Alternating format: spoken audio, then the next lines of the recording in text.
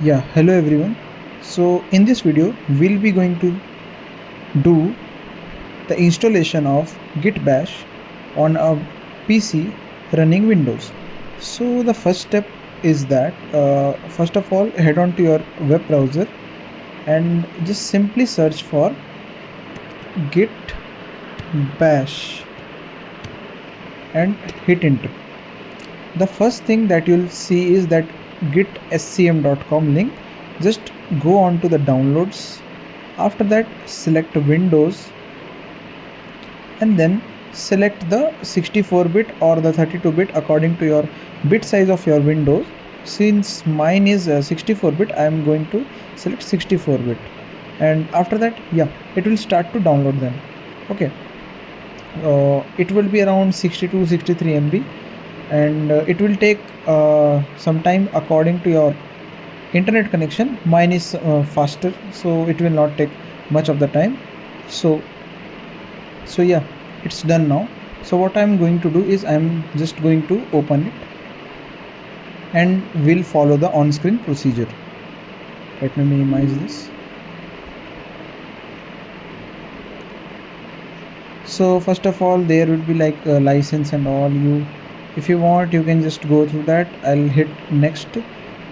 Second is it will browse the location where the Git will be installed. So by default it is C program files, then Git. If you are okay with that, then no need to make any changes. In my case, my Windows is in C drive only, so I'll be going with the next option. Okay. Next is if you want to create some additional icons on the desktop, just select this one. After that further more extra options are there, like add Git Bash profile to Windows terminal. Yeah, you can check this out. After that hit next. Again next. Now here you don't need to make any changes, you just hit next and next and next. Okay, again next and next and next. Okay, so basically what happens, it was asking for many of different kinds of attributes and properties. For our case, like we have to study our lab internal programs and all. Okay, so we need to just execute it on the device, and sometimes we also need to clone the repositories from the GitHub. Okay, so in that case the basic settings that were enabled by default has to be used. So we'll not make any of the change to the attributes that were present by default, and we'll just go on by hitting next and next. Okay, so let's wait till it gets installed.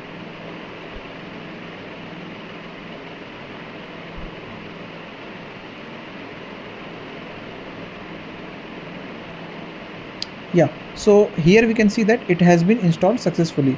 For the time I'll just untick this and then I'll hit finish. Okay, so how to see whether it is working or not? So first of all let me check this option. Like when I right click on my window, then I go on show more option. Here two options should be there: open Git GUI here and open Git Bash here. Okay, if these two are not here, then probably you have done some mistake in the installation part, but that's also fine. This too can be obtained using that Windows terminal option. Okay, so further I'll go with the testing of the same, that Git Bash. So what I'll do, I'll just make a new folder here, and I'll just keep the name as it is, new folder. Then I'll open it, then I'll right click inside it, show more option, then I'll choose this one, open Git Bash here. Okay, after I create this, I'll just open this in. Okay, wait, I'll open it like window. Now what I'll do, I'll just initiate the git function or the git bash. So for that what I'll do, I'll just type one command, git init, and hit enter. So after this, a .git named folder should be created inside the new folder where we have opened that git bash. Okay, after that what I'll do, I'll just first of all, for seeing all this, you need to turn your hidden files option on, where that is. One sec. Inside this, you need to check this option hidden files on. After that only it will be showing you the .git option. Okay, so again, yeah, so what I'll do now is I'll just create a one file inside this new folder, then I'll check the status of that folder inside our git bash terminal, then I'll add those files into the staging area, then I'll commit it. Okay, so for that let me just create one new txt file here, like I'll write testing, its name is testing, and inside it I'll type somewhat like a b c d e f g h I, and I'll just save it, then I'll close it. Okay, so my file is here my file is, it is here. So what I'll do, I'll just type over here. First of all, I need to check the status of the folder. Initially there was nothing when we initialized the git. Okay, the git repository was empty, it said here initialize empty git repository. So what I'll do, I'll just check the status that whether any file is there inside or not. So git status, enter. So on master branch it is saying that one untracked file is there, that in testing.txt. okay, so now what I'll do, I have to commit this. So what I'll do, first of all I'll add this file into the staging area using the command git add space dot.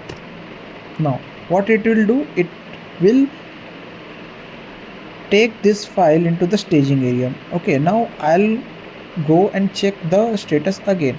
Okay, so I'll type git status again. See, now previously it was showing untracked file testing.txt, but now it is just showing no commits yet and changes to be committed. That means our file, this one testing.txt, has been there in the staging area. Now to commit this, what I'll do, I'll just type git commit space -m, then I'll give